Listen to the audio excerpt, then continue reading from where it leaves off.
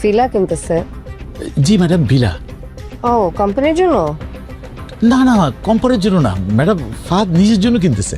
আমাদের গল্প নাটকে ফাহাদ তার নিজের মতো করে চিন্তা করতে শুরু করেছে, যে কিনা নিজের মতো করে একটি বাড়ি কেনার স্বপ্ন দেখেছে। সেই খবরটা লিক করে দিল কোম্পানির এক কর্মকর্তা সারার কাছে। সারা এখন তার বাবাকে নিয়ে তার পরিকল্পনা ভেস্তে দেওয়ার চিন্তা করবে। তাহলে আমরা 18 নম্বর পর্বটিতে যা দেখেছি, 19 নম্বর পর্ব কবে আসতে চলেছে তার সকল আপডেট থাকছে এই ভিডিওতে। যদি 19 নম্বর পর্ব আপনি দেখতে চান তাহলে এই ভিডিওতে এখনই একটা লাইক দিয়ে চ্যানেলটিকে সাবস্ক্রাইব করুন এবং আমাদের গল্প নাটকটি আপনার কেমন লেগেছে অবশ্যই কমেন্ট করে জানাতে ভুলবেন না। এ পর্যন্ত আমরা যা দেখে আসছি, ফাহাদ এবং সায়রা তার দাম্পত্য জীবনে কখনো সুখী হতে পারবে না। তার কারণ হলো ফারহানা হচ্ছে গিয়ে ফাহাদের এক্স গার্লফ্রেন্ড। এই কারণে ফাহাদ তো কখনই ফারহানাকে সেভাবে মেনে নিতে পারছে না। আবার ফারহানা যে টাইপের মেয়ে, তাকে ফাহাদের সাথে সংসার করা মনে হচ্ছে না তাকে সম্ভব হবে, কারণ সে ধনীর একমাত্র দুলালি আর ওই হচ্ছে গরিব মানুষের একটি ছেলে। ফারহানাকে বিয়ে করে কোম্পানির জায়গা শক্ত করেছে, কিন্তু সে তো কোম্পানির একজন এমপ্লয়ি, সে তো কোম্পানির মালিক না।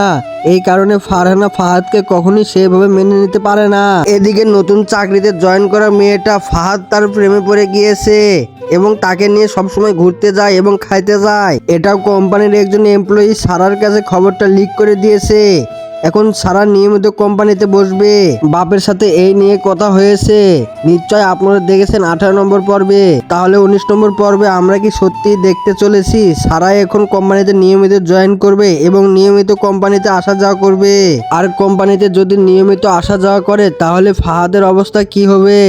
আপনারা অবশ্যই কমেন্টে লিখে জানাবেন। আর এদিকে স্বামীর ফুফা স্বামীকে একটি বিজনেসের আইডিয়া দিল।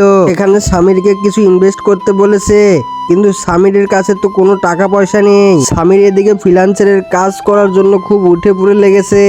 সেখানে তার একটি ডিজাইন বায়ার খুবই পছন্দ করেছে। এখন ফাহাদের এই ডিজাইনের উপরে যদি স্বামীরকে কাজ দেয় তাহলে স্বামীর নতুন করে একটি কাজ শুরু করতে যাচ্ছে। এখানে ফুফো যে কথাটা বললো যে তুমি এখন থেকে চাকরি করবা না, তুমি নিজের মতো করে ব্যবসা করবা। আর স্বামী কখনো কারোর সাথে গোলামি করতে চায় না, অর্থাৎ কারো আন্ডারে চাকরি করতে চায় না। সে ফুফো যে অফারটা দিল, আসলে এই অফারটা কি স্বামী নিবে?